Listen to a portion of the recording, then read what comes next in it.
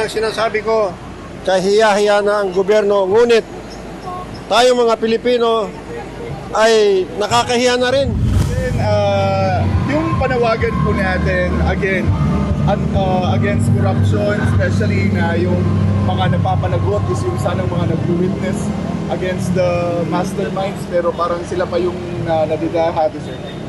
Ganun na nga, magandang hapon sa mga taga-subaybay ng SMNI. Magandang hapon sa lahat ng nakarating ngayon dito sa EDSA People Power Monument, na kung saan tayo ngayon ay may dineraos na rally against corruption, primarily against corruption. Kasi halos isang taon na ang nakakalipas magmula noong SONA ng 2025. Sinabi doon, mahiya naman kayo. Ibig sabihin, yung sinabihan niya doon ay yung mga kasama sa Senado at Congress. Mahiya naman kayo.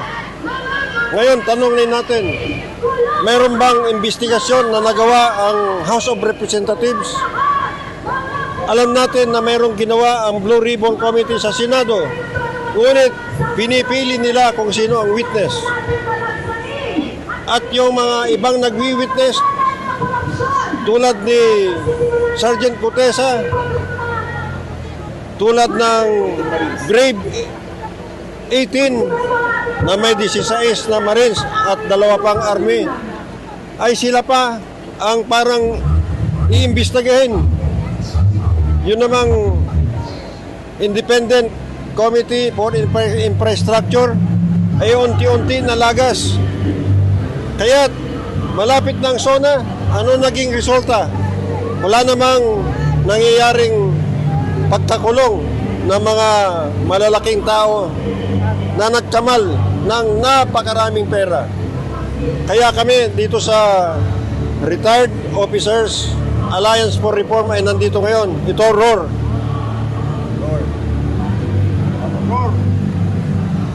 Ito ang aming panawagan na sana tayo mga Pilipino ay bumangon na dahil kahiya-hiya na ang ating gobyerno.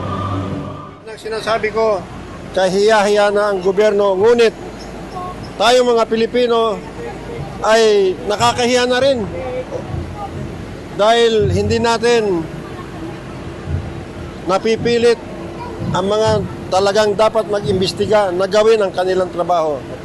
Kaya itong pagtitipon na to ay isang pagbuklod-buklod ng mga organisasyon upang manawagan sa mga kinakaukulan na gawin nilang seryoso ang investigasyon, tapusin ang investigasyon tungkol sa corruption na nangyari sa flood control scandal.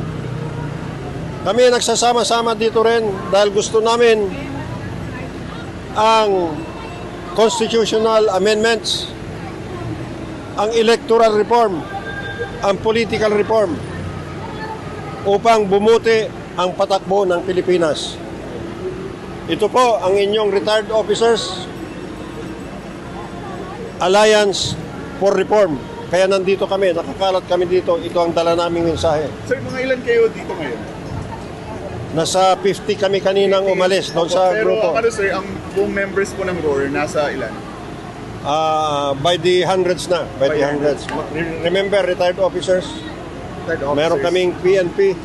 Nandiyan si General Lason. Okay. Meron kaming Philippine Coast Guard. Nandiyan si Admiral Carlos. Nandiyan ang Philippine Navy, si Admiral Kalunsag. Nandiyan ang Air Force. Okay. Nandiyan si General Tolentino. Kaya malawakan ito.